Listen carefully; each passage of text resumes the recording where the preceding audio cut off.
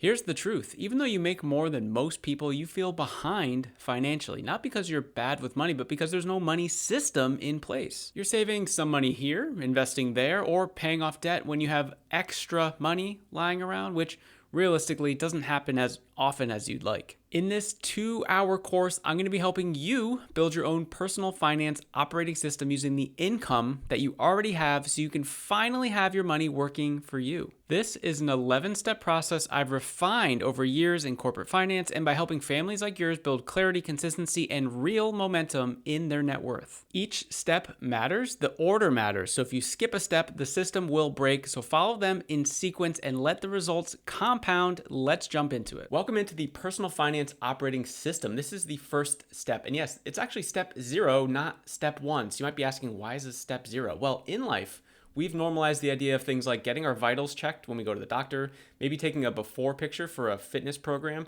and having our home inspected before we ever think to buy it, right? These are all baseline checks that we normalize as a society, but we've almost never normalized the idea of getting a baseline check for our personal finances. We all want the outcome, but in order to get there, we need to understand where we currently are so that we know what we need to be thinking about and working on as we go through these next steps. Okay, so that's the whole point of not only this step, but the entire operating system. So let's just dive right into the questions here. There's 6. It's very simple. This should take you less than 3 minutes, okay?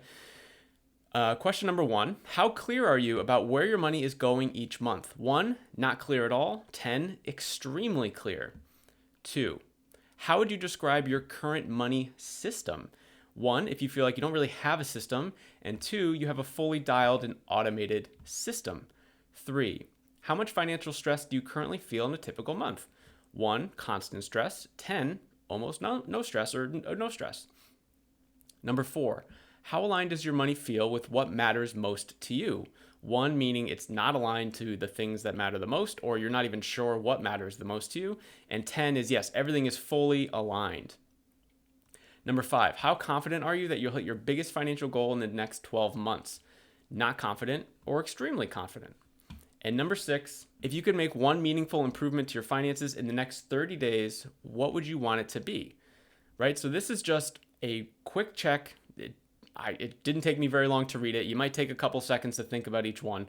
But in reality, your answers are not good. Your answers are not bad. They just are. And this is just understanding where we're at. And see, this step's already over. Let's just jump over to step 1. Welcome into step 1 of the personal finance operating system. This is the 3-month look back. And in this resource, we're actually going to be using for step 1, step 2, and step 3. So it's a very important resource. And the whole goal around the 3-month look back is in order to go forward, sometimes the best thing that we need to do first is to go back. We need to look back. And I can already feel some of your stomachs getting uneasy about the idea of looking back at our finances, opening up the can of worms, right? But just know that completing this step alone, you're going to be ahead of 50% of the people. Why? Because it's just an uncomfortable step to look back.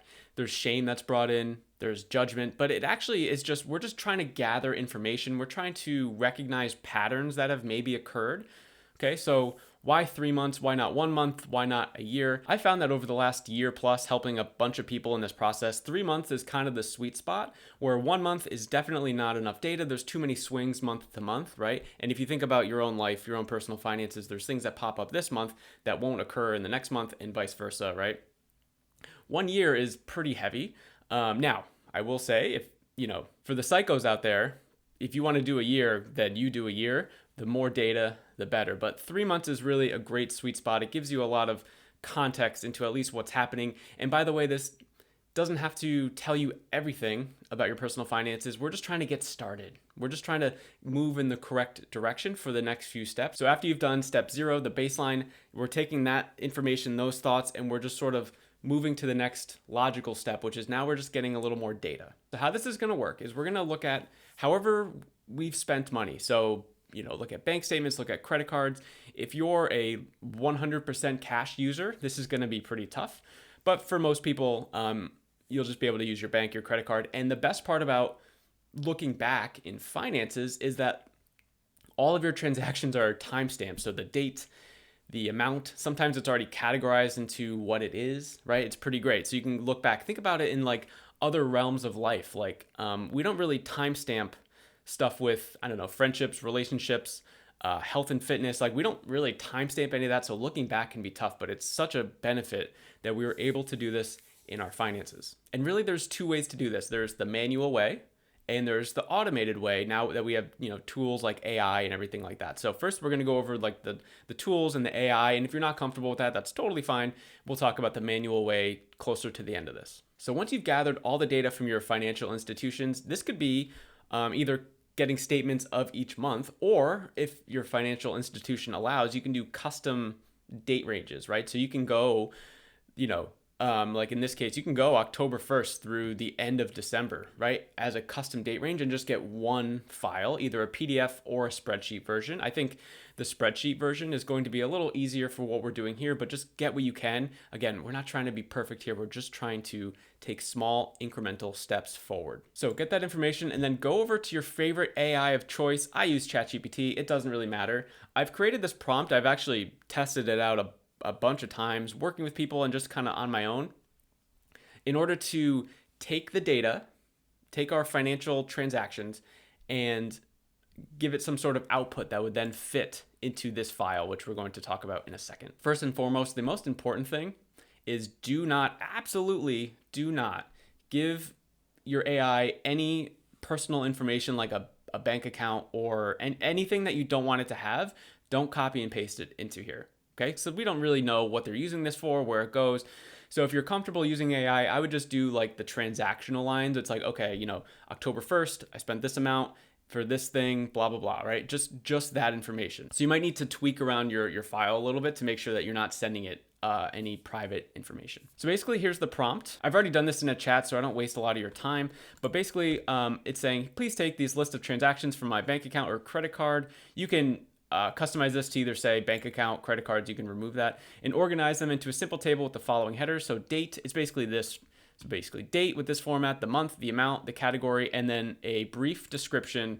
I say 1 to 5 words describing the transaction. And that's more for you. You don't really need it for this process, but that way when it spits out a bunch of stuff, you can just see like boom, boom, boom, boom. And we're going to look through that in a second. Provide a table for my income, so anything increasing the money in the account, and a separate table for my expenses, anything reducing the money in my account. I'm doing a 3-month look back, so it's important that these are separated. And the reason why I'm telling it to separate it is I really think it's going to clear up the data.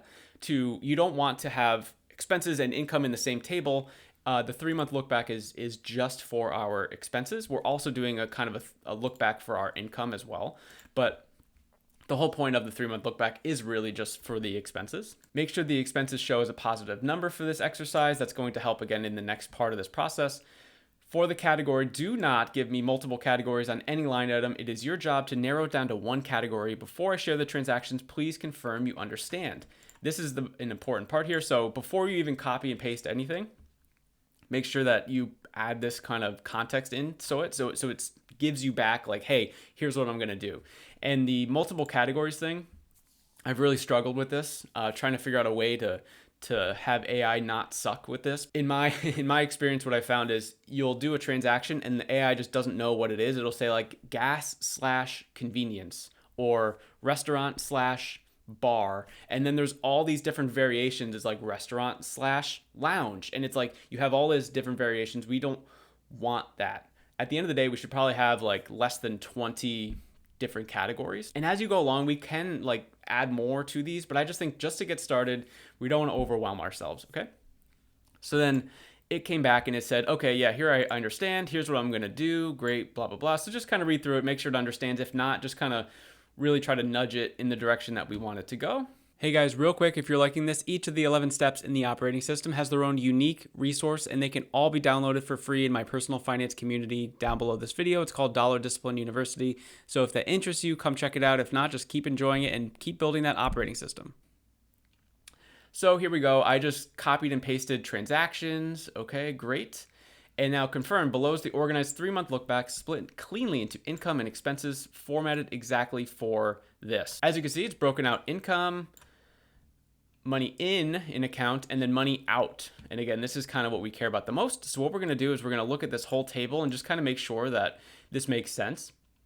So we have the date here, we have the month, we have the amount, We have the category, so we want to make sure again that this is all one category and there's no slashes or multiple categories. And then the description, right? Look how clean and easy this is to look through. And I'm just scrolling through to make sure that there's no slashes, there's no multiple accounts, and all the descriptions. It doesn't say like miscellaneous or anything like that. We want it to be very specific, and it's very specific in here, right? So you can see all these things, which is awesome. So it's like, okay, I think I'm ready to rock and roll here.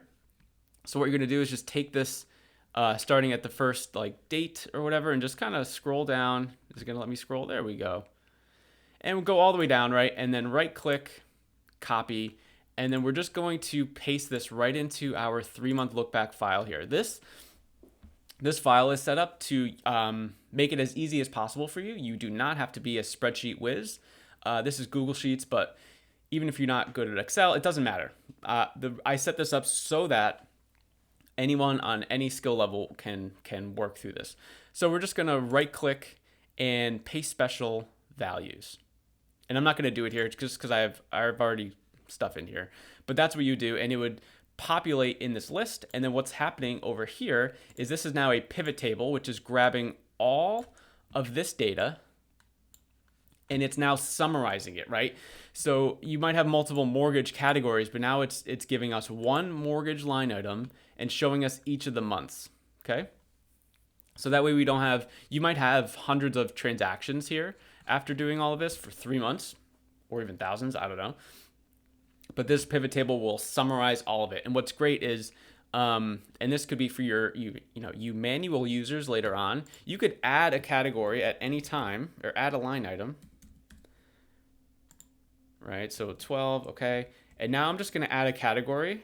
I'm gonna call it hello, right? And now you see I just added it, and it's the pivot table smart enough to know to add this. And then I'm gonna say $1,000 for this hello category, and then boom, it's updated over here, right? And then if I delete it, it goes away. So this is a very just interactive pivot table. It captures everything to the moment. It captures like thousands of cells here in case, it takes that much bandwidth for you to go through all of your transactions. And by the way, a bit of a pro tip, if this is a pain in the ass to go to all of your accounts and get all the stuff, then maybe there's too many accounts. Okay? And maybe that's one of the things that's like, oh, interesting. Like this was a pain in the ass to do. If I'm going to, try and get better with my personal finances going forward, maybe reducing the amount of accounts that I use is something that I can find beneficial. One way to troubleshoot this file, just to make sure that everything, came across okay and everything's ticking and tying, you can just click on column C. And what it's going to do, let me move my big fat head out of the way here. What it's going to do down on the bottom over here is it's going to summarize the column for you. And then you can go back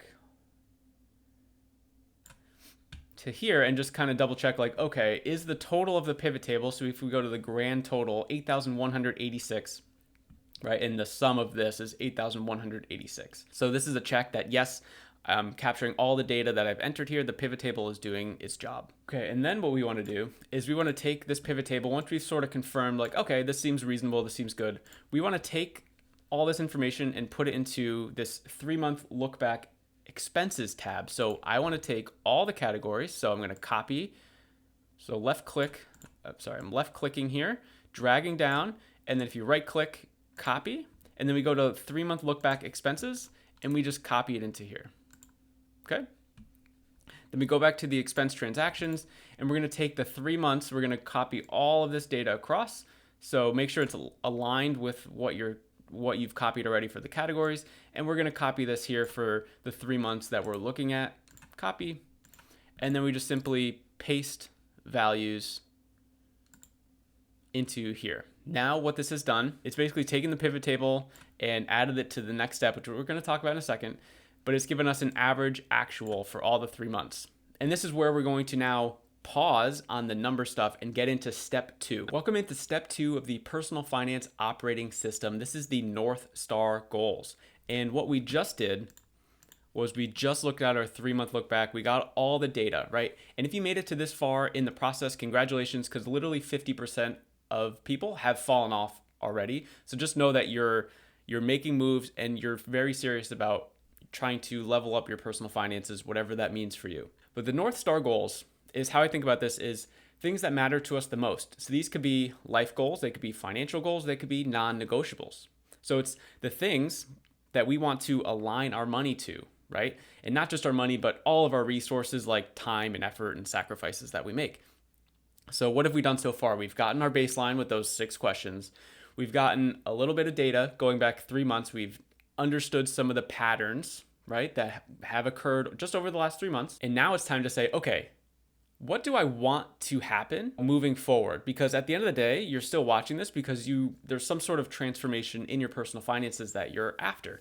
So we have to keep building up the foundations. We have to understand where we are, what has been happening, and now we want to know what we want to start doing going forward. And I think this step is really important to understand that this is not just about financial goals. This is absolutely not just financial goals. Because I found that when I've asked people this, they list out a bunch of financial goals, which is great. And a lot of them are like, things about saving money and growing money and maybe paying off debt or whatever. And that's great.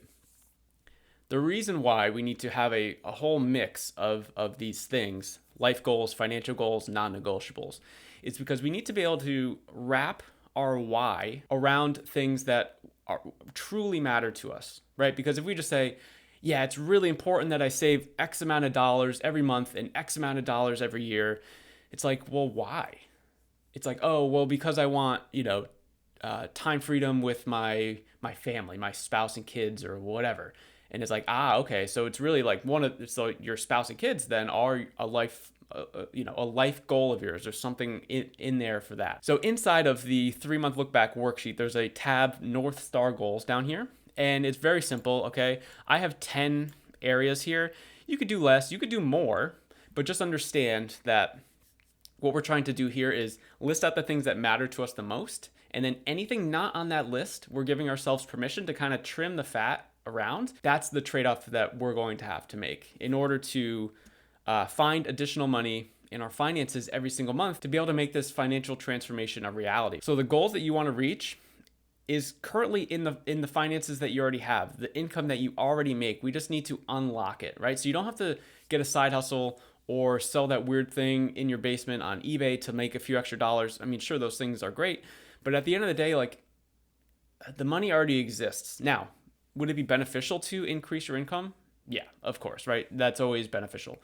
But for right now, it's there and we have to find it. We need to get extra dollars from our finances and apply it to our goals. So if you're watching this, you want to increase your net worth. You want to grow your money. That could be a North Star goal. Now that's kind of vague, but you get the idea. I'm just kind of going to go through some examples. You might want to, I don't know, maybe you have kids. I have 2 kids. So it's like kids activities, right? A non-negotiable, funny story. So I've worked with a bunch of people and I've gone through this process with everyone. And there's this one story that stands out for one of his non-negotiables. And so, I tell him, hey, do the North Star goal, come back with this list. The next call, we'll kind of chat about it. And on his list, it said expensive haircuts. So I was like, I definitely need to ask about this, right? And the way he was explaining it, he's like, hey, my family has gone to this guy over the last 2 decades or whatever to get their haircuts. So we all go there. This guy's basically family at this point.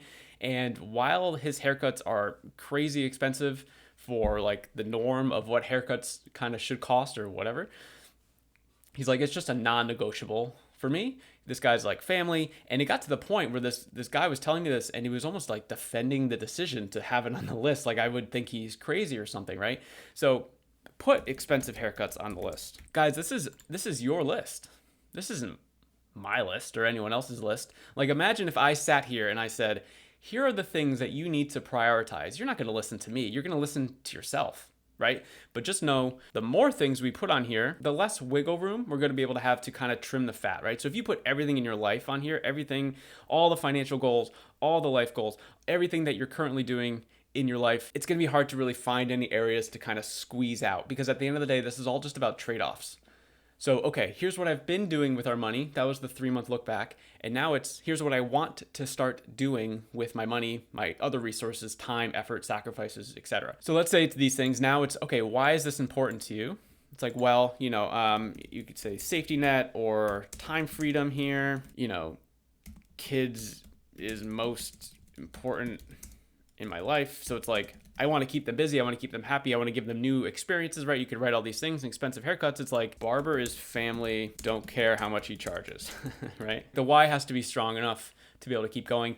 And a variety of things in your North Star goal will help you stay forward. Again, I love the idea of financial goals, but I just know that only having financial goals is going to be hard to just keep showing up every single day. Someone else that I've recently spoken to said buying a coffee every morning. Now, most of the internet would be like, oh my God, buying a coffee every morning. If you multiply that times 365 days a year, you're spending thousands of dollars. And it's like, well, this is what this person cares about. And it means something to them to like go out, buy a coffee, maybe have some time to themselves. And the whole point of this is that we put money towards the things that we care about. I've said this probably 4 times in this video, right? But it's so important. That's how we move forward. Because if we keep funding the things that we care about and then not anything else, like we neglect everything else, that's how we're going to move forward. Because we're telling ourselves if it's not on this list, we care about it less than this stuff. And that means we're okay with reducing it or cutting it out completely financially so that we have extra dollars to put towards these things. I hope that makes a ton of sense. It's going to make even more sense when we get into step 3. Welcome into step 3 of the personal finance operating system. This is where we are realigning our money and creating our first budget. Before we get into it, the only 3 words I want you to think of through this step are more, less, same. That's it. That's all we want to think about. So we're back in our 3-month look back exercise here. We've just done our North Star goals here. And now what we want to do is take the data of looking back 3 months, the insights of where we want to start applying our resources, our money, our time, our effort, our sacrifices, right? And then merge those two, put more resources towards the thing we care about, less resources towards the things we care about less. So it's kind of like the Goldilocks and the 3 bears here, right? Where it's like, she went to the first one, the porridge was too hot, the porridge was too cold, and then the porridge was just right. That's how we want to think about through these categories. We've already laid out the breakout of how we have spent our money. Now, your list is probably going to have way more. I just did this for a quick example, right? But let's say, for example, we have all these, and you're like, oh, you know what? Fitness is here. I actually forgot to add it to my North Star goal list. So we can go back here and change it at any time, right? Fitness, like, I want to live longer. That's a pretty strong why. Okay, of these things, where do I need to be applying more resources to? Where do I need to be applying less resources to? And where do I need to be applying about the same amount of resources? And you'll kind of get a good feel for this as you go through this. Let me know, by the way, if you are someone that has made it this far, what category really surprised you and how much money you're actually spending towards it? What category really surprised you that you're like, oh, I'm not even putting enough attention to this with my money? Let's just kind of go through these categories. Fitness. Oh man, I just put fitness as one of my North Star goals, but I'm only spending $16 a month in fitness. Like, what am I doing? So instead of that, what we would want to do is, okay, well, this is like pretty important to me. It's on my North Star goal list. I'm only doing $16 a month. Like, maybe I should sign up for a consistent gym membership, get, I don't know, the supplements, the whatever, right? So let's say our new budget amount is $100, and that's what we're going to be doing in this column. We're going to be taking how we've spent money, think through our North Star goal list, and now just create a new budget. This doesn't have to be perfect because every month is a new opportunity to change and adjust and sort of revamp our plan. So it doesn't have to be perfect. This could just be for month 1. We try out, we see how it works, great. Over here, it's kind of the same idea with the North Star goals and the why. It's like, what action will you take to make this happen? And this is really important because anyone could just say like, oh, I want to spend more or I want to spend less here. But if you don't have anything attached to it, it's not going to last very long. You're going to fall off and we're just going to be back to square one. So we have to be able to not only align where we want our resources to go, but also understand that we need to know why we're doing it. Because again, life is so busy, guys, that everyone's so busy, things just fall off and we forget, and then we're back in the same loop. So we really need to stay focused on why we want to do these things. So what action you could like, okay, sign up for gym, buy supplements, I don't know.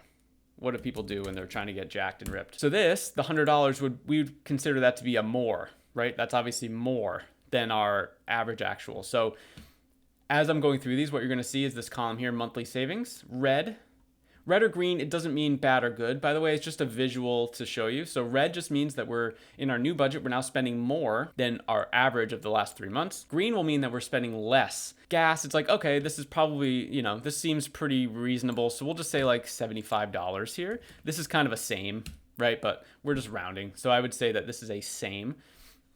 Groceries, okay, well, this is probably a good average here. So we'll just say like $225. Okay, great. That's kind of a same. Mortgage, okay, this is one of our fixed expenses, so we know that that's not going to change. That's the same. Restaurant, it's like, ooh, well, you know what? Me going out to dinner on a regular basis or having food delivered to my home in 3 clicks, the convenience of that isn't a North Star goal. So let's just say, like, I don't know, let's just say $50. So this would be a less, right? Because it was like, nah, this isn't aligned with anything at all. Subscriptions, okay, this is a month over month thing. It's probably a fixed expense, so it's $45. And then utilities, okay, same thing. It's probably about $160 a month. So you can go through all these and be like, okay, this is great. I have my more, I have my less, I have my same, and we're sort of connecting everything here. Anything that's more or less, I would put a Y action. So I would say for like restaurant, it's like, I'd rather use this money for saving / growing / debt, right? Or whatever. Or it could be like, I'm going to spend less in restaurants so that I can pay for my fitness membership, right? And it's like, boom, you just found a fitness membership and your finances are ready. It's pretty sick. Now at the bottom of this, we'll see if my big fat head's in the way. No. So at the bottom of this, what it's doing is it's looking at our new total budget amount here just to give you a little visual, but then it's also saying, here's your projected monthly savings of basically how much money you're finding in your finances by doing it this way. Now, we have the monthly and then the annualized amount here. You could look at this number and be like, you know what? I'm really proud about that.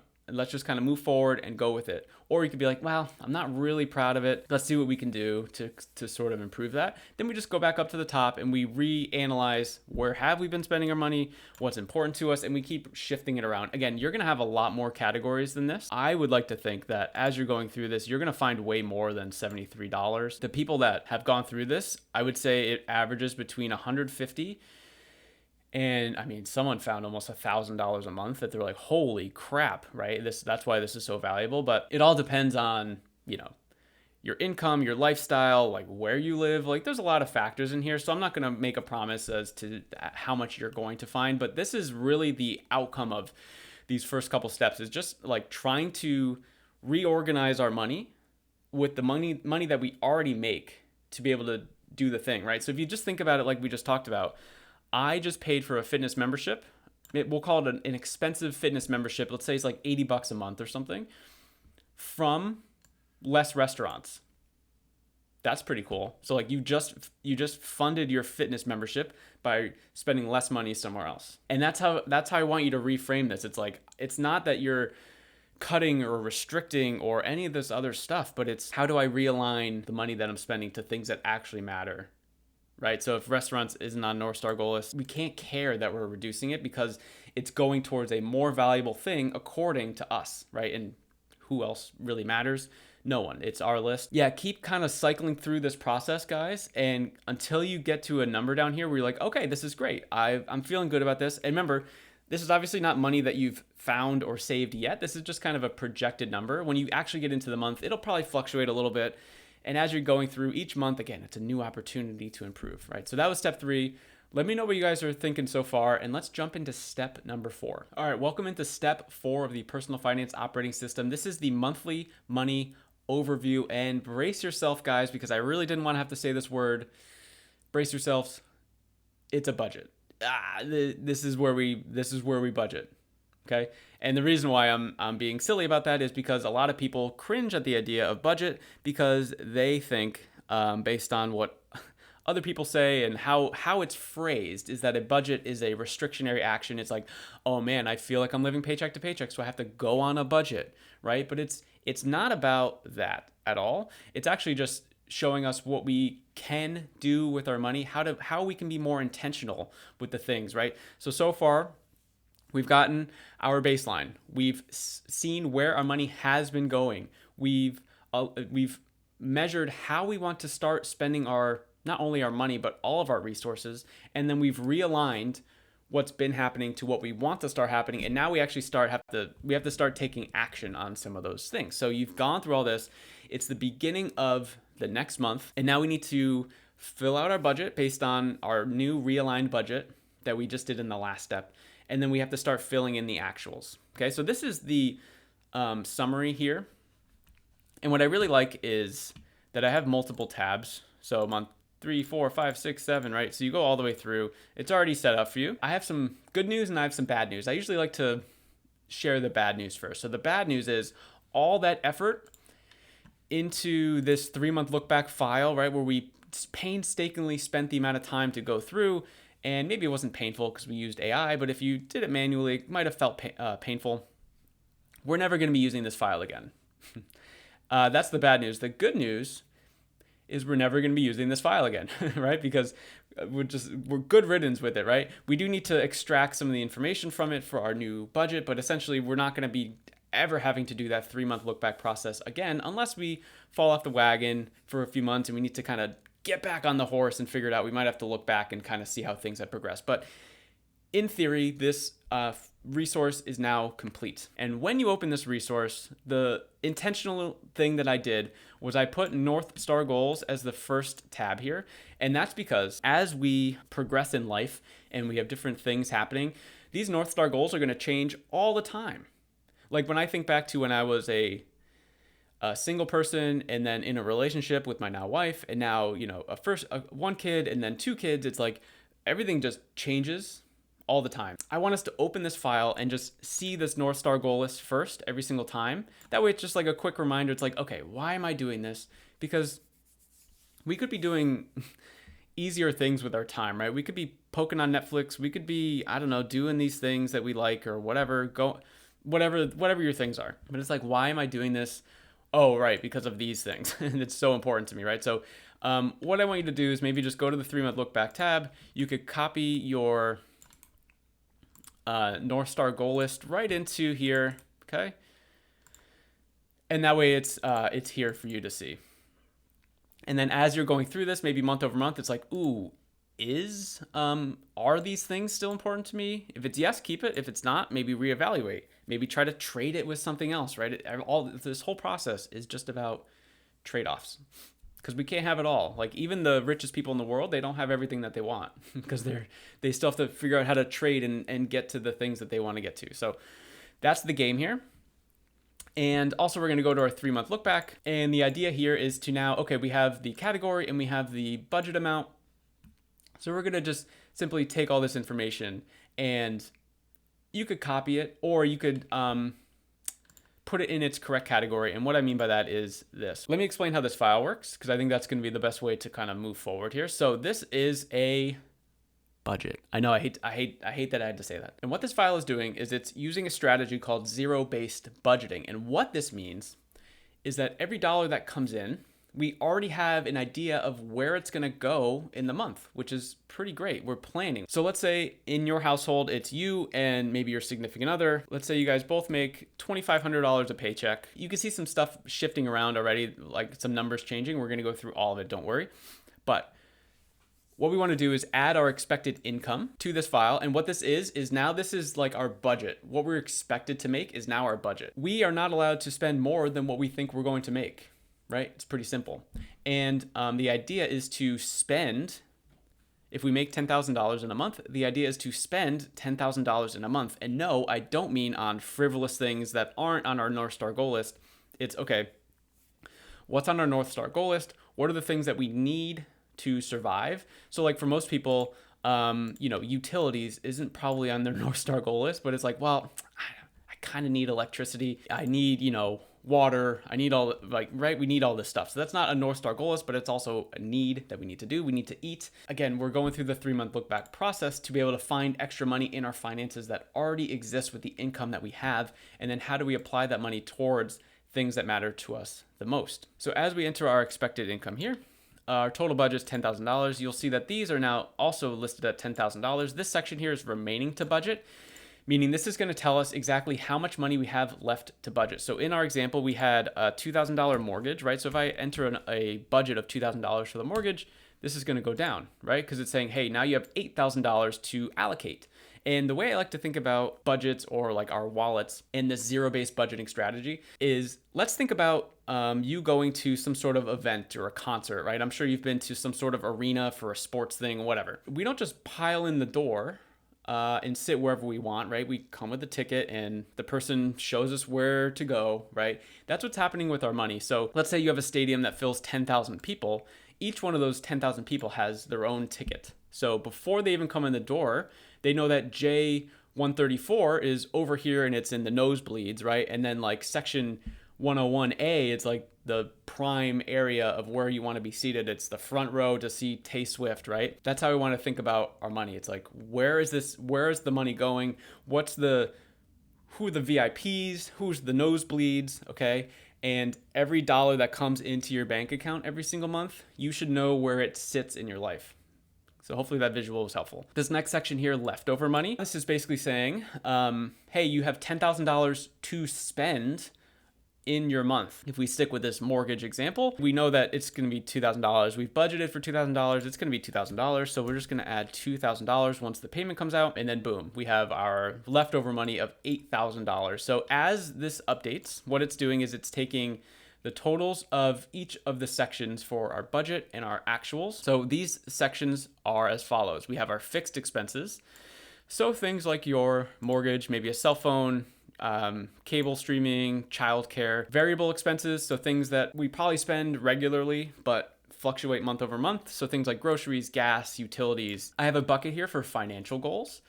So this could be like saving and growing money. So like emergency fund, child education, retirement, etc.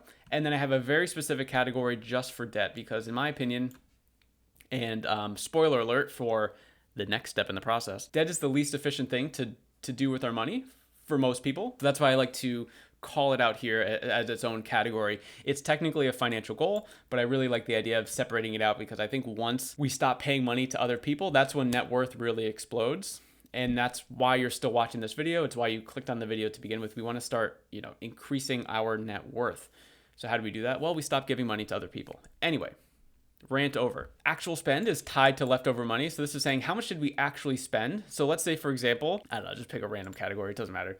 And I choose, we spent $10,000 in groceries that month. This is going to show us, hey, you spent $12,000 and, your leftover money is negative $2,000. So in the context of these three sections, so remaining to budget, leftover money, and actual spend, red means, hey, there's, you either spent too much in this case, or there's more to budget, right?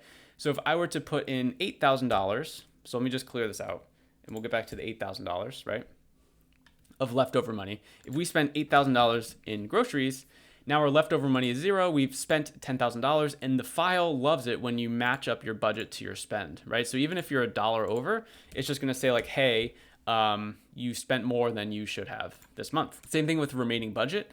So if we have a budget of $8,000 for our groceries, let's say, for example, we've budgeted everything. And to me, all of these three sections go hand in hand together. They're very important. The idea is to get all of them to green. We want to put all of our money towards all the stuff. And again, no, this does not mean frivolous spending. That's why there's financial goals over here. This is why there's paying off debt. So we want to budget for our financial goals. We want to budget for our debt. We want to budget for the things that we know about. We want to budget for our North Star goals, and then go from there. Similar to the 3-month look back here of our transactions tab, right? You remember this tab where it's basically copy paste, right? You could do the same thing inside of this monthly money overview. There's a transactions tab, and you'll see it's literally set up the same exact way. One more difference is I have a year column in here, because the goal of this monthly money overview file, or a budget, is to do this year over year over year. So it's going to get confusing when you have multiple years of data and you have multiple Januaries in here. It's going to combine all the data. It's going to get very confusing, right?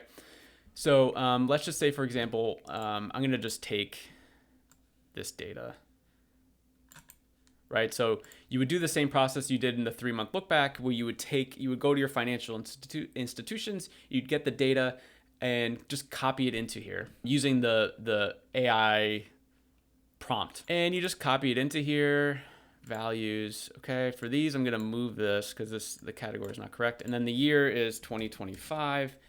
And we're just going to, and as you can see, as I'm doing this, like things are updating in this pivot table. Again, we have another pivot table, which is very cool. So it's going to categorize by the category. And then what we're going to do is just add it to our, we're in month 1 currently. And by the way, I've named these month 1, 2, 3, 4, etc. You can, like, if you're starting in, say, January, you can rename this to January. So you could just like click on this file, double click, and then just do January if you want. January 2025. Like, you can change it. I just do it because this resource is going to be for everyone, and everyone's going to be starting at different points. But yeah, back to this. And then so we take the category. It's like, oh, fitness in October is $50. Okay. So, health and fitness, actual $50 so far. Great.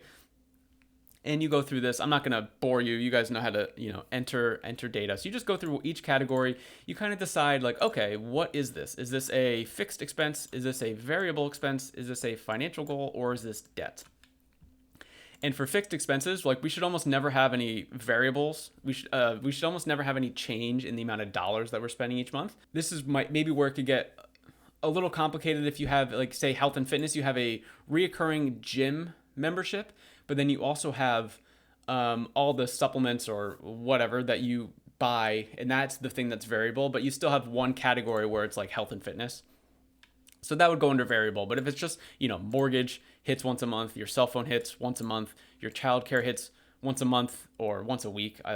Trust me, I've got 2 kids in daycare. This is one of my larger expenses. It's crazy. Anyway, and then if we go to my favorite section of this file, it's the dashboard. And if charts like this sort of overwhelm you, just kind of let me walk you through this, because you don't have to, again, be an expert. It's just, I want to give you guys a visual impact. So as you enter data month over month over month, what this is doing is just automatically updating. And these are all interactive charts. So you could just kind of quickly glance into all these and see, like, especially in this, like, spending variable expenses, we could sort of see the breakout of how we've spent money year over year and just like where all of it's going. So I just threw in some random numbers, right? But it's showing, hey, groceries is 49%, utilities 16, other transportation 13, gifts, gas, and then we have health and fitness here. Same thing with income by month, just how much money have we made each month? And as you can see, I've only entered data for a couple months here. Budget versus actual. So the budget line is the lighter line and the actual is the darker line. So it's how much have we actually been spending? What's our budget? This is, again, just a visual cue to see, like, okay, what's actually going on, budget versus actual every month. How much money am I putting towards my financial goals every month? That's what this one is. How much money am I putting towards my debt payments every single month, right? And then what's the difference between the financial goals section and then the debt section? So this is just one of my favorite tools. And again, it updates in real time. So let's say, I stopped adding income in April for this example. So I'm just going to go to month 4 and I'm going to say $10,000. Okay. And we go back to the dashboard and now we see April in here. So it updates automatically, which is just so cool.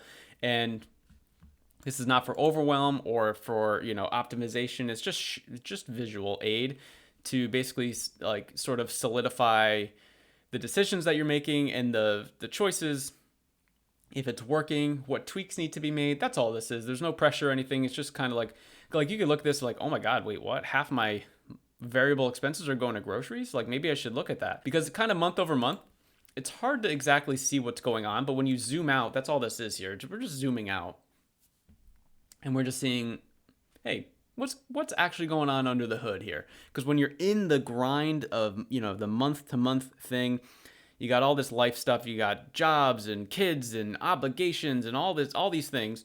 It's really hard to kind of stay at the 10,000 foot level, because you're just like on the ground trying to do all the things. So anyway, I hope you found this resource and this dashboard tab very valuable. But now it's time to go on to step 5. All right, welcome into step 5 of the personal finance operating system. This is the debt payoff roadmap. And what we're looking at here is the debt payment calculator, which we'll dive into in a second. We also have a place to put our debt payments and then sort of a debt summary. So this file in this resource is pretty great, I think. And the good news is, if you do not have debt, I mean, less maybe like a mortgage, like if you have a mortgage but nothing else, you can just completely skip this step, which is very cool.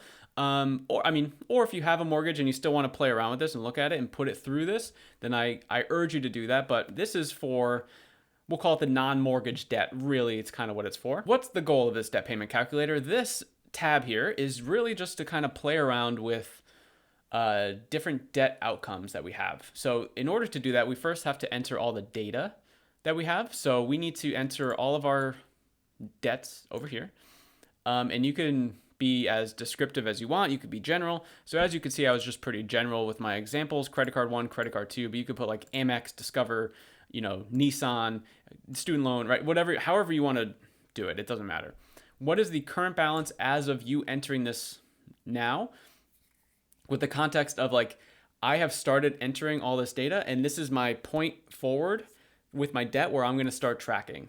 And the reason why I think this is so important is because in my own personal finances, my wife and I, when we paid off $43,000 of debt in just over a year, first of all, I wish I had this resource. The resource that we created was terrible, but it was still a resource. We sat on our couch for 5 minutes at the beginning of every month, and we'd go through and just strategize and think through how we're going to go through the month. So $43,000 of debt is a lot. And in total, we had, I think it was like 12 loans. So like my wife had some just in her name. I had some just in my name. We had some shared. It was just it was a disaster.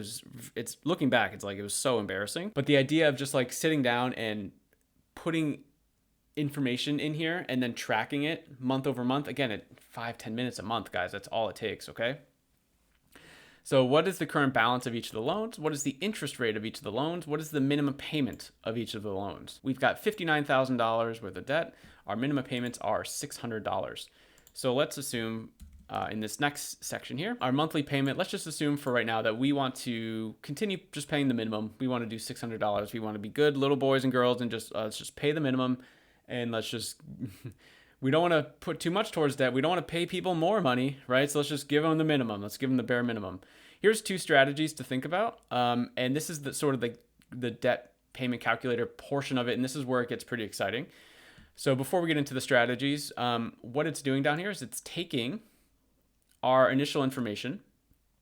So our creditor type, we have the original balance. So we already entered that. And now we're seeing some new information, interest paid, months to pay off, and then month paid off, right? So basically how much interest is going to be attached to each of these line items based on what we've entered up top.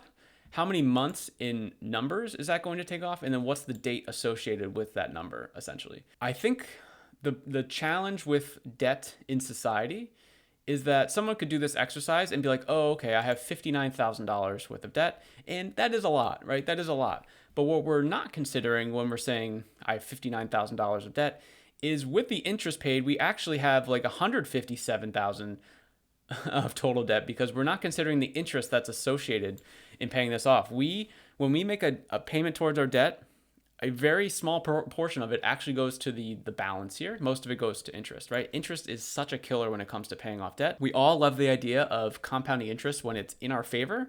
And then no one seems to be talking about compounding interest when it's happening against us, which is what's happening with debt. And that's why debt is one of the least efficient things that we can do with our money. I would much rather pay myself currently or my future self than paying someone else. I'd rather put my hard work money towards me and my family than someone else's family, right? And the calculator is going to rank everything based on a couple different strategies that we pick. So first, we could talk about the avalanche method. And the avalanche method is when the calculator is going to prioritize our largest interest rates first, all the way down to our lowest. So it's going to reorder the creditor type by how much interest is on it. So as you can see, credit card 2, so if we scroll up to the top again, credit card 2 has the highest interest rate. So as it'll be credit card 2, credit card 1, car loan, student loan, right? Let's see if that is it. Yeah, credit card 2, 1, car loan, student loan. That's the order that it does. And the benefit to the avalanche method is because interest is such a killer when it comes to paying off debt, this will likely be, well, it's not going to likely be, it's definitely going to be the best way to save more money in the future because we are attacking the largest interest rate, excuse me. And now if we look at the other strategy here, the snowball method, this strategy is in the calculator, it's going to rank our debts from smallest loan amount to largest loan amount. So basically re-ranking them from the smallest balance to the largest balance. And that's already down here. So we can see that it's doing that properly, right? And the benefit here is you're likely going to get the wins faster. So if we go back to the Avalanche, for example, it was going to take, 200 months to pay off the first one. And this is 187 months. And again, remember, we're just paying the minimum. So this is about to flip on its head real quick when I go through this example. So you can see here the money, it's not super significant, right? So the snowball is $100,000 of interest paid, and Avalanche is 99. So it's like $1,000 difference, right? But if we're actually serious about paying off our debt, so I'm recording this, it's now 2026. So it's 22 years. This calculator is saying it's going to take me to pay off $59,000 of debt. And I don't know about you, but that's a long ass time, and I don't want it to take that long. So here's why those previous steps were so important, of getting our baseline, seeing where our money has been going, realizing where we want our money to start going, realigning it so that we put our resources towards the stuff that matters to us the most, start taking action every single month. And now, let's say you're paying off debt is one of your North Star goals, right? It's one of your financial goals. So how do we find all that money to be able to put towards it? And what I've really found is the magical number is $500 a month. I know maybe it sounds like a lot for you. Maybe it doesn't. But I think $500 is the magical month. So let's say instead of our monthly payment, we want to go crazy and add an extra $500 towards our debt. So instead of $600, I'm going to put $1,100 in this monthly payment.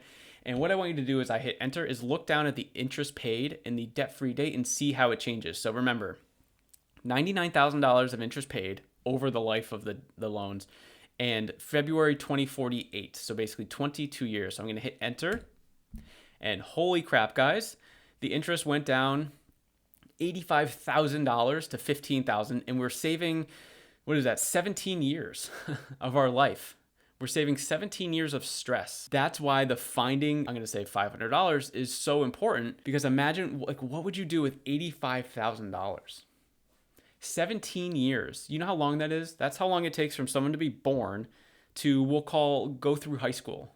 That's a long ass time. If you've gone through this process so far and you're like, man, I didn't really put debt as one of my North Star goals, I would pause this video right now. I would go back to one of the previous steps, and I would absolutely put that as the North Star goal. How do we find more money to be able to make this thing happen? Because our net worth is not going to increase if we keep paying other people. Now, I think a lot of people think that it's sort of a weird opposite sort of a thing. It's like, well, I don't want to pay these people extra money right now. And it's like, well, in the long run, if you pay extra people now, the long run is that you're going to actually save way more money for yourself later on. So I totally get the idea of like, I don't want to give them more money. Like, screw those guys, right? But it's like, I don't know, we signed up for the debt, so it's our problem. So let's get out of it as soon as possible. That's the first thing that we should be thinking about when it comes to our net worth. It's like, how much money am I putting towards myself, and how much money am I putting towards other people? So once we've played around with that, and you can go through the Avalanche and the snowball method here, you can kind of see that, okay, so with the snowball method, the benefit here is it's going to be paid off. We're going to pay off the first one faster. So let's see if that's true. The snowball, we're going to be paying off credit card one in 18 months. And our fastest loan in the Avalanche method is 24 months. So it's like, okay, 6 months, but that's still a half a year, right? It's pretty significant. And then the benefit of the Avalanche, what it was going to save you money. So in interest, it's $15,000. And with the snowball, it's almost $20,000. So almost $5,000 in savings. It's like, okay, that's pretty significant. So each one are pretty significant, and you just have to decide which one matters to you. And just for context, when my wife and I were paying off $43,000 of debt in just over a year, we chose the snowball method, and we didn't even know that the strategy existed back then, just to be very honest with you. But for us, it made a lot of sense. We had 12 loans, and we're like, there was, I think, 4 of them that were under $1,200. So it's like, well, if we got rid of these, then we'd go from 12 loans to 8 loans. And then really where the magic happens, guys, is once we pay off that first loan, all the money that we've been applying to that loan, we just roll into the next one. And that keeps happening over and over and over again until finally it just all your debt's gone, and it's very powerful. So imagine you're paying all these payments, right? And then the $500 is going to credit card one. So now we have $660 going to this payment here. This gets paid off in the 18 months. And now you have $660 just automatically jumping into the next one, which was the car loan.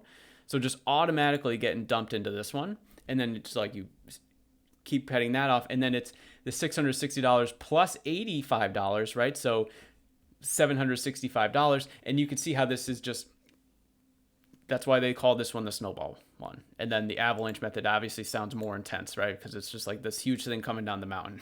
So that's just the testing ground. And once you've kind of locked in on a plan, whichever one works for you, not only just strategy, but hey, how much extra am I able to find this money? Once you kind of lock all that in, let's go over to the debt payments tab. And I'm going to make this a little smaller so all this can fit in here.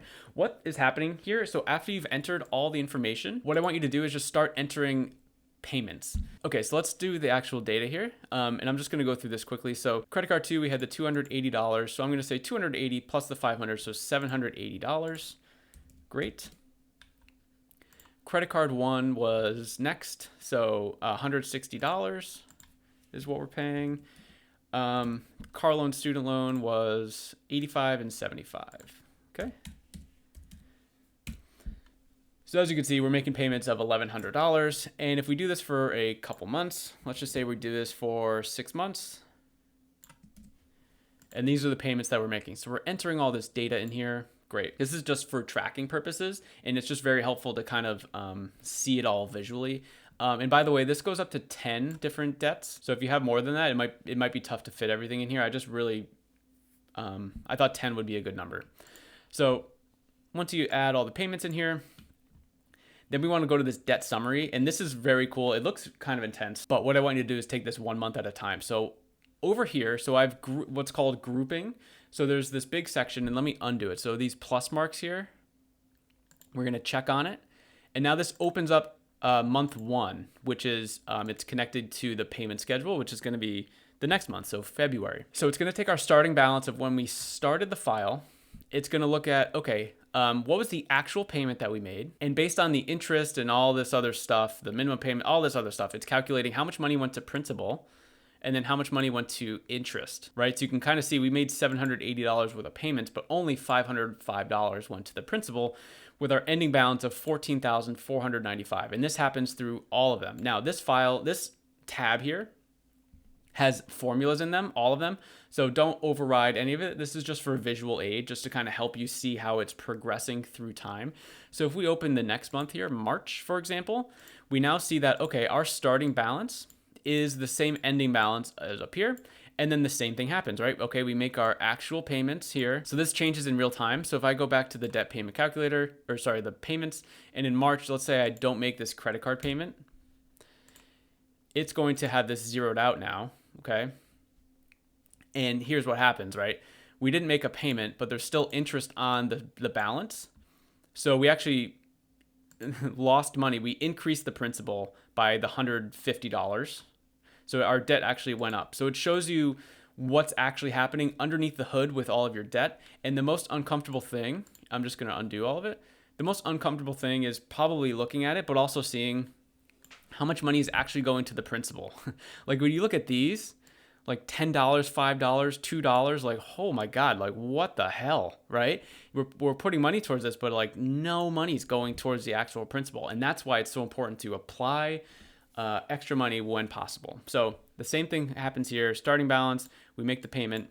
Here's how much we go to principal, the interest. Here's our ending balance. We click on the next one, and the same thing goes on and on and on and on and on. Okay, so I just wanted to show you where one of the debts got paid off and then how we can sort of transfer that over. So the first credit card 2 was projected to be paid off in January 2018. And as you can see, we made this is why we have to sort of track it, right? So at December 27, we would have realized, oh, we actually only have $712.45 left in this debt. So we wouldn't want to make a $780 payment. What we'd want to do is make a $712.45 payment in January, right? So we're going to do that, pay special values. And then knowing that, you know, we didn't get exactly to our $1,100, we'd want to put the extra money towards the next debt, right? And then in the following month, what we'd want to do is take the 780 and add it to the 160. So $940 here.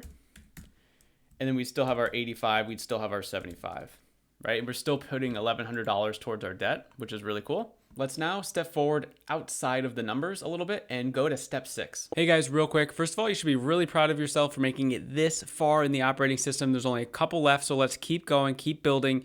You got this. If there's something that you've seen so far or something that you're not sure how to do, either drop it below in the comments or you can join Dollar Discipline University. The link is down below, and I'm doing free clarity calls for any new member that joins. We could talk about where you are right now in your finances, where you want to go, and talk about that bridge and how to get there. Enjoy the last couple steps. Welcome into step 6 of the personal finance operating system. This is the 5-minute monthly review, and the whole point of this is to be used every single month to sort of reflect on the month that was, look forward to the month that's about to happen, because we just kind of went through a whole bunch of numbers. The last one we did debt stuff, we did the budget stuff, right? And we did a lot of other things with numbers and things like that. This is more of a reflectionary thought. And it's going to be 10 questions that we go over. And again, the idea is to do this every single month. So again, name, email. This is just so you can get emailed a copy of this for afterwards, today's date. And that way, when you do this and then get the email month after month after month, you can sort of reflect on it and look back on the progress that you made, right? So let's just go through these. Question number one, what was my main focus this past month? Okay, so it's very simple. It's just, what was the main focus? And the idea here is not to have some lengthy paragraph or some book that you're going to write about whatever the thing was. It was just like, what was the main focus? Couple words, maybe a sentence. Okay. Did I follow my plan this month? Yes or no? It's just more of a feel like, here was the plan. Did I reach it? Yes or no? What went well with my money this month? So what we're trying to do is alleviate this like all or nothing feeling where it's like, oh, I didn't hit the main thing that I wanted to do. So that way the month was a failure. I can guarantee you there's still something that went well in your month. Even if you didn't feel like it right now. So this is why it's a good time to reflect.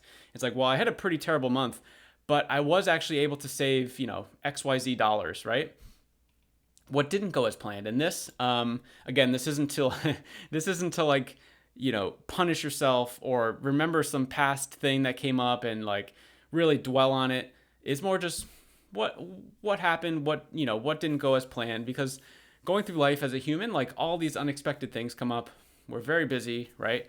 So all the commitments and everything, things are going to happen. We have our system building as we're going through this, but things are going to happen. Every system isn't perfect. And again, this is more of a reflection to show that every month is a new opportunity to kind of see what's going on and improve it slightly the next month. Overall, my finances this month felt either on track, tight, or out of control, right? So it's just 3 things that it's just A, B, or C, right? It felt, good, feeling good. Felt, it was a little tight. I didn't really love it, or out of control, meaning like, it didn't go to plan, unfortunately. Compared to last month, my financial progress feels, this is where it's like, well, the month wasn't that great, but it was much better than the month before. So you just say better. And this is like just trying to align ourselves with not always positive thoughts and actions, because that's not realistic. Like sometimes there's going to be negative stuff in there, but it's more just like, is there progress? And how do we link that again all the way back to our North Star goals? So better, same, worse. One small thing I'll change next month is, and this could be a positive change, meaning like, hey, I'm going to keep doubling down on the thing that I'm doing, or it's I'm going to tweak this thing to hopefully do this. I'm going to tweak it to reduce this, right? There's a lot of ways you can go about this question, but it's just one small thing, because we can't eat an elephant in one sitting. I think that's the saying. I don't know why it's a saying. I don't know why people are eating elephants, right? But if you think about an elephant, it's like that's going to take a long time to eat. And if you think about the personal finance goals that you have, hopefully they're large enough to where it's like, wow, I can't do all this in 1 month, right? Of course not. So we're going to take little bites, little chunks every single month. One behavior I want to repeat. So again, this ties back to an earlier question of like, there has to have been one good thing or multiple good things. So it's like, what's the behavior that you want to do? It's like, well, I finally didn't overspend in X category, or I was able to save money and let's do that again. Or I automated a financial goal. Let's do that again, right? So it's not just like, oh, I didn't save money, I didn't pay off debt. It's no, like I did a thing this month and let's do it again next month. One financial win I'm proud of this month. So now it's like there's got to be something in there. We gotta just briefly describe kind of, hey, what was the financial win? So again, it could be something as simple as like, yeah, I automated a financial goal. I automated money coming from my paycheck and it's going into the savings account thing. And I'm really proud of that because now the system is in place, right? Something like that. It's just a short answer.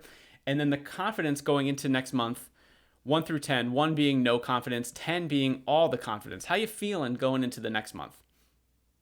And again, the whole point is to do this kind of around the same time every month. Beginning of the month, end of the month, whatever, it doesn't matter. And just kind of keep doing that every month to reflect. What I'm really trying to do is like keep the momentum going, the progress, even if there's like a slightly down month. In my experience, people get all excited when they're starting this thing. You already went through the 3-month look back, right? So that could be a little stressful for some people. But then after they do it, it's like, wow, I can't believe I didn't do this. And so you go through all these hard things and you're doing the thing. And it's like 2, 3, 4 months of awesome stuff. Like you're making small progress. And then this massive thing comes up and it completely derails the system. I've seen it so many times. So what this is trying to do is just like, let's just pause for a second and realize that the goal that we're after is bigger than just 1 month of downturn. The other thing I want to do with this is it kind of just like separates our self-worth from progress being made or not made. It doesn't mean that you're bad or good or whatever. It's just a reflection point. And again, the goals we're going after are way bigger than 1 month. So if, I don't want 1 month to be the reason why you don't continue to do the thing. If you think these questions are going to be valuable, let me know, but let's move on to the next step. All right, guys, welcome to step 7 of the personal finance operating system. This is where we're going to start managing our finances from a higher level, and we do that with our net worth. Now, what I don't want net worth to be is, some Instagram thing where you're bragging about all the stuff that you have, or a way to like shame yourself and to think that you're not worth the things that you're worth, okay? This is more of just, where are we? What kind of progress are we making? And this kind of ties back to that last step, the 5-minute monthly review, where it's just, I want to detach ourselves from the month to month sort of ups and downs and really just kind of look at things through a longer lens, because at the end of the day, if you're still watching this, my God, if you're still watching this, your financial goals must be tremendous and you just want to figure this out, right? So imagine stopping, going for the trophy. Imagine not chasing that huge dangling carrot that you've put out in front of you just because of like one bad month or one bad thing that happened. It's not a reflection on who you are or what you did. It's just, we have to keep moving and we just make slight improvements going forward. So that's what this net worth tracker is going to do. Similar to the monthly budget file, we're going to have a bunch of months here, okay? So we're just going to be inputting all of our stuff once a month. That's all it is. So it's like a 5-minute exercise. In case you're not sure, the net worth is calculated by assets minus liabilities. Assets meaning stuff that's valuable that we own. Liabilities meaning stuff where we owe money to other people, right? So basically like value that we own versus value that someone else owns, right? So think about assets through the lens of like cash. So like you're checking your savings account. That's pretty easy to figure out. You just go to your bank account and you just see like, oh, how much money's in there. Investments, so yeah, things like your stocks, any bonds, any whatever, all the stuff that you have, you again go to that account. How much do I have in there? Great, you put that in there. Property can be a little trickier because you can't just really open an app and have a definitive value. So do the best that you can. If you have a home or other real estate or a car that will have value, you can enter that here. And then retirement, I separated it out from investments just to be very clear that I think those are two different things. They can be the same for some people, but I think they're separate, so I like separating them. But again, it's the same thing, going to the account like your IRA or a 401k and just plugging in the number that your account says you have. And then at the bottom here, we're going to be totaling up our assets. So our assets are $477,000, as you can see here. And then we go to the liability side, and this is essentially, again, money that we owe other people. So think car loans, credit cards, personal loans, mortgages, student loans. Maybe you have like a tax liability or something like that. Anything where you owe money to other people is a liability. So things like cars and homes, they could be on both sides, right? Because you could still be paying off a mortgage, but you have some of it, like you own some of it, but you owe some of it. And same with the car. It's like you might be paying it off, but you own some of it and you owe some of it. Entering the numbers to the best of our ability. And again, this doesn't have to be perfect. This isn't about getting it down to the penny or the dollar or whatever. It's just like a vibe, a feeling. Because some of the stuff you're not going to be able to control, right? Like some of the I don't know, market movements, like some of it you just can't control always. So like you might have an investments where you're putting money in every month, and then for like 2 months in a row or 5 months in a row, it's just down more than usual or something. And that's not what we're caring about. It's not like, oh my God, I need to sell, I need to get out of this thing. So after the liabilities, we have our total liabilities. And at the bottom here, it's showing us our net worth, okay? And what I've done here is I've just, for visual purposes, not that, good, bad, like I don't want you to like tie your value to the color of this cell here. But if we were to add like a bunch of money in a liability, there we go, it changed. And now your net worth is negative, right? So it's just saying like, hey, just for a visual impact, okay? So what you do is you do that for the first month, and really there's not much to look at after 1 month or 2 months or 3 months, but after you have a couple months worth of data, you're gonna wanna look on this net worth dashboard tab.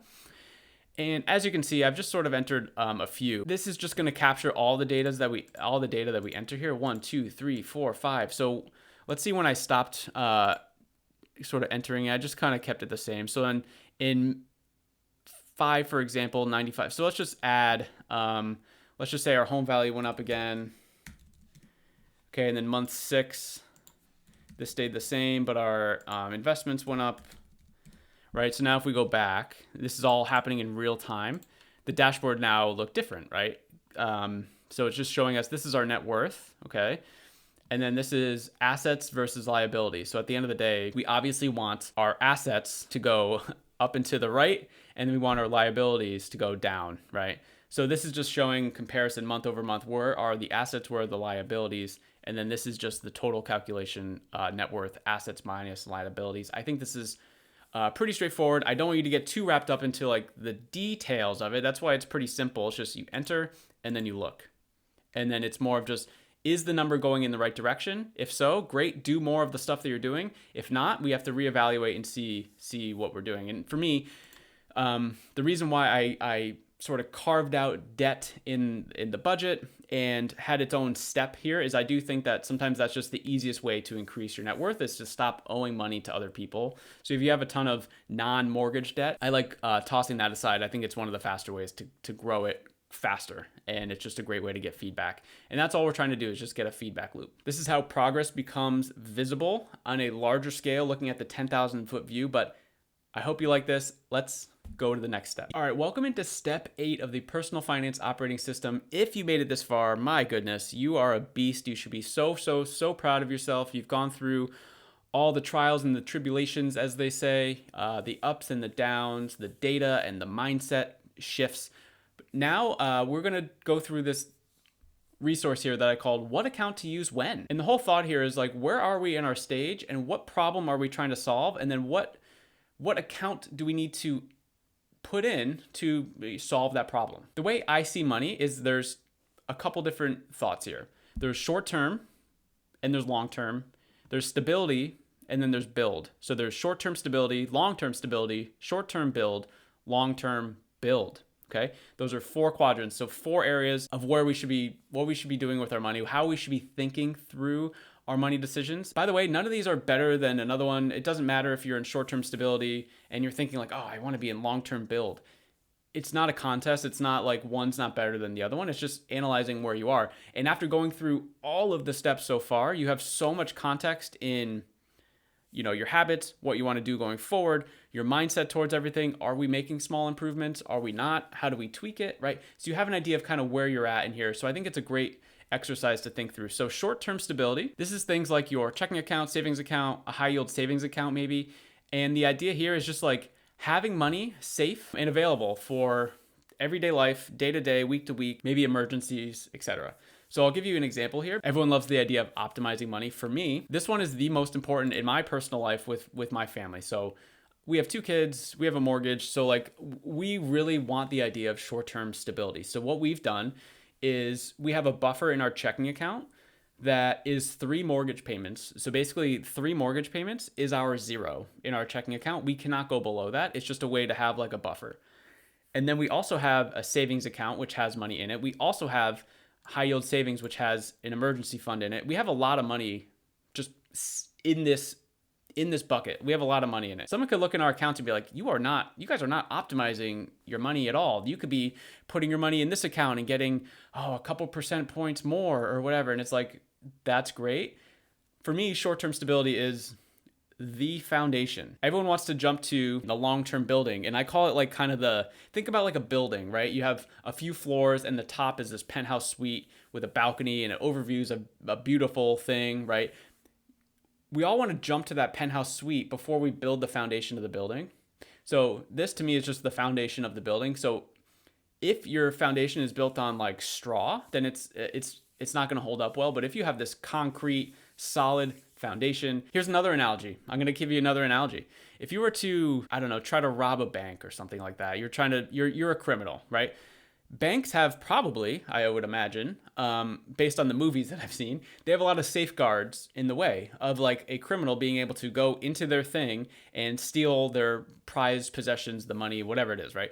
So maybe there's like a vault, okay? And then that vault opens a long hallway, and in that long hallway is like an armed guard or something. And then the next thing is like a laser room or something. And then the next room is another vault.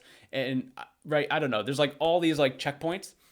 For me, in my personal life, there would have to be a very, very, very smart and crazy, we'll call it criminal, to be able to disrupt my short-term stability, because I have so many things here that are just, our foundation is very strong. So that's first and foremost. Let's go to long-term stability. Now, I think for long-term stability and long-term build, I think maybe you can make the argument of swapping some of them or whatever. This is just what I think. So long-term stability, I said health savings account and retirement accounts. And I think a lot of people would scoff at this one here, the retirement accounts. Like long-term stability, this is absolutely a long-term build. But I think when people think about retirement, and let me know if I'm wrong, when people think about retirement, they want the idea of stability. They're saving so that they can have a stable financial life in the future, right? That's how I'm seeing through it. The health savings account seems stable as we get older. Maybe there's more health things, and like the HSA accounts, they do have some tax benefits, whatever. And the retirement accounts, so think like a IRA, 401k, etc. We're growing a thing so that we can be financially stable. That's how I'm thinking about this. Short-term build. So I have things in here like the 529 education savings, which if you're not sure, it's education savings for children where you can put money in an account and there's tax advantages or whatever to have it grow, and you can use it for education purposes down the line.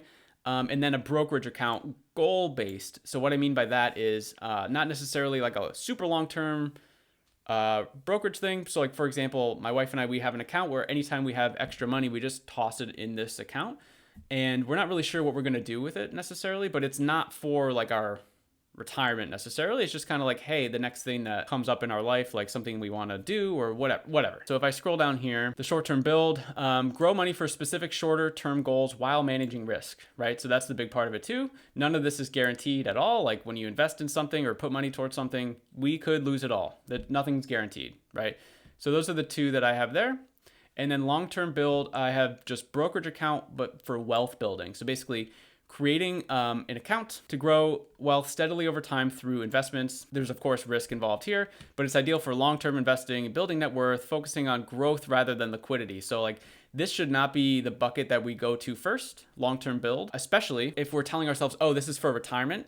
But then when something gets tight, we look to that account, be like, ooh, can I pull money from this account to help me in this situation? We've missed the point there if that's the goal. So the way I see it is we go short-term stability, long-term stability, short-term build, long-term build. So it's kind of like here, down to here, over here. That's just how I'm thinking about it. I do think that this is a great topic for discussion because I think there could be some nuance here, and I don't think it's necessarily quote the right answer.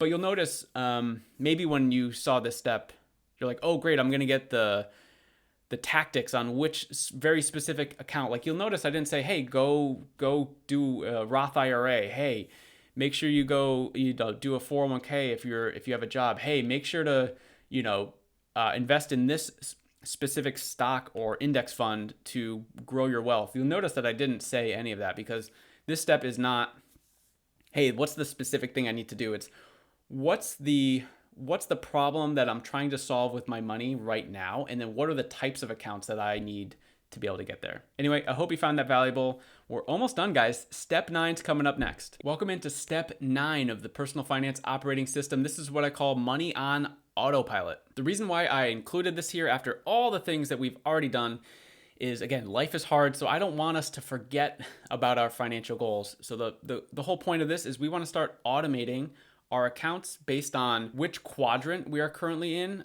based on the last step, right? What account to use when. And now it's like, okay, but now we gotta automate that forward, and we have to just take it off our plate. We have to reduce a decision that we'd have to make every single month.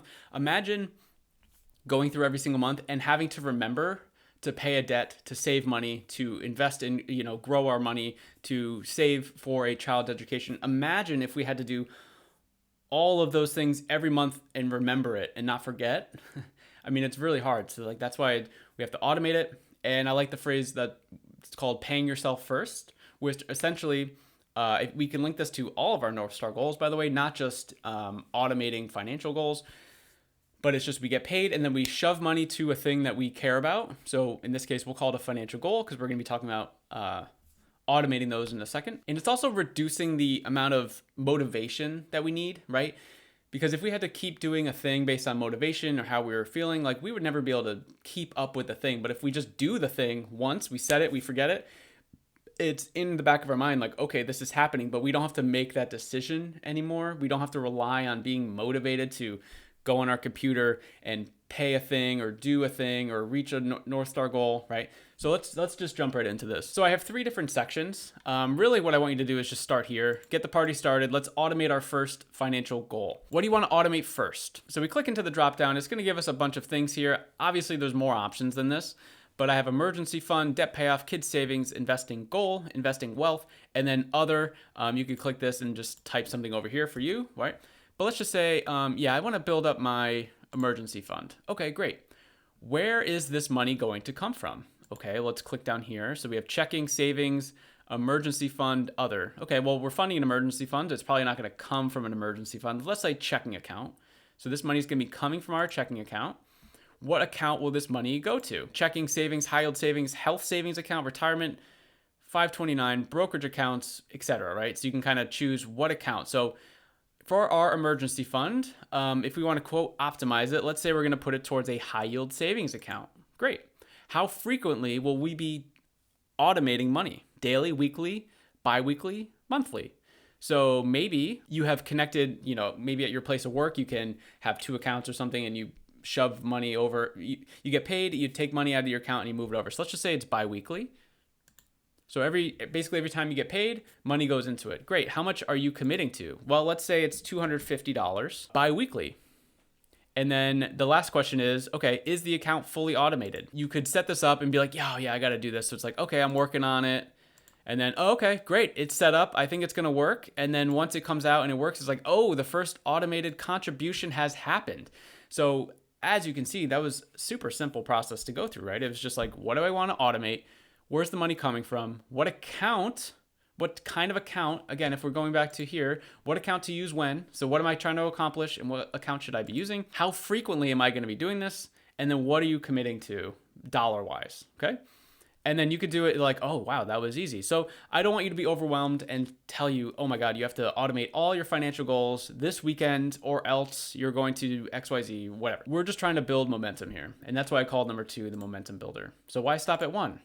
Right? And you can go through this thing here, do all of these, and then I have here for the obsessed. So it's like, boom, if you want to keep going with this, and if you wanted to really keep going, you could just like copy paste this. If you really like this idea of like just keeping yourself accountable, and you could just keep pasting that over. The more that we automate the things that we care about, the less we have to think about it, the less we'll forget, and the more progress that we will make. I hope this helps you. I'll see you in the last step. Welcome into step 10 of the personal finance operating system. This is technically the last step in the system. So if you made it this far, golf clap. I was going to do it louder, but I don't want to hurt your eardrums. Okay.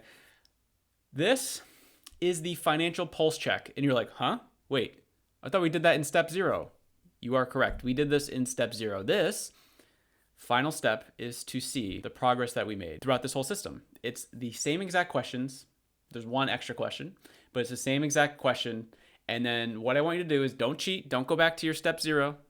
Don't cheat. We want to see the progress that we made from before we started to now. And if you remember those questions, they had nothing to do with numbers or anything like that. It was just kind of like how you're feeling with your finances. And before we get into the questions, while this is the last step in the system, this is not the end. I want you to think about this as like more of a looping thing that we're kind of going back into the system. It's like, okay, we went through this whole entire process. Now, obviously, you're not going to be doing, you're not going to be going back. You're not going to be doing the 3-month look back again. You're not going to be like setting up a bunch of this stuff again. But it's more just like a big like flywheel, if you will, where it's like we start, we come back around, and then we're doing the pulse check again.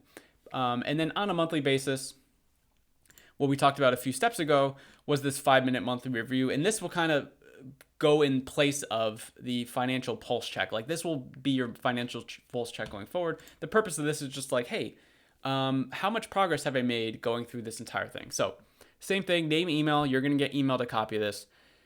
How clear are you now about where your money is going? How would you now describe your current money system? Again, 1 to 10, 1 being no real system, 10 is fully dialed and automated. How much financial stress do you feel now? 1, constant stress, 10, almost none. How aligned does your money feel with what matters most to you? 1, not aligned at all, 10, fully aligned. How confident are you that you'll hit your biggest financial goal in the next 12 months? 1 equals not confident, 10 equals extremely confident. What was the biggest change you felt, finances or mindset, after going through the personal finance operating system?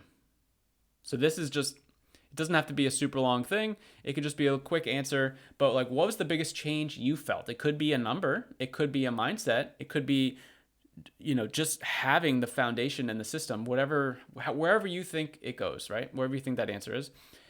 And then, what do you feel like you still need help with moving forward? So you've just gone through this massive transformation. Congratulations again. You should be so proud. The amount of people that will get to this step, you'd be surprised. It's not going to be that many. So now that you've gotten here, it's like, okay, what do you feel like you still need help with going forward? And this is just a way to sort of reflect for you. And then, like I said, it's kind of a loop, right? So it's like, what do I need help with going forward? And it's like, when we kind of re-loop and rethink about all the things like, oh, the North Star goals, are those good? Oh, the monthly budget, how's the debt thing, the net worth? When we go through it again, we can kind of think about the things that we think we need help with and kind of continue moving forward with those. So we just went through so many things, guys. There was technically 11 steps, but it doesn't stop here. If you're somehow still watching this video, you got to come check out the Community Dollar Discipline University. What I've went through is literally the entire operating system. I didn't hold anything back in this video. It's probably very, very long at this point. But inside the community, join. The same thing is in here. You'll be in a community with hundreds of other people that are on the same journey as you. And make sure to, reach out to me, say hello, and we could jump on a call if you're looking for a little more clarity, a little more help, anything like that. And I'd love to be able to customize this operating system for you. So let me know if you found value. I hope to see you inside the community, and I hope that your money systems are now way better than what they were when they started.